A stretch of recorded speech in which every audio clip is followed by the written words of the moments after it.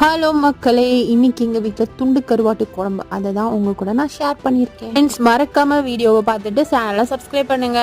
ஒரு 6 பீஸ் கருவாட்டு துண்டை எடுத்து நல்லா கழுவி எடுத்துக்கிட்டேன்.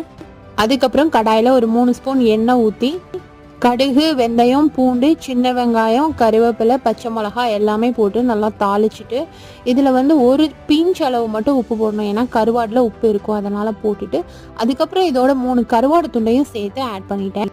இதோட 2 மீடியம் சைஸ் தக்காளியும் சேர்த்து நல்லா வதக்கிக்கணும். அதுக்கப்புறம் மஞ்சத்தூள், மிளகாத்தூள், மல்லித்தூள் எல்லாமே போட்டுட்டு ஒரு ஜாரில் தேங்காய், சீரகம், மிளகு, அதுக்கப்புறமா சின்ன வெங்காயம் எல்லாம் போட்டு தட்டி அதையும் இந்த குழம்போட சேர்த்துட்டு குழம்புக்கு தேவையான அளவு நம்ம தண்ணி சேர்த்துக்கலாம். தண்ணி சேர்த்துட்டு இதை நல்லா சுண்ட விடணும்.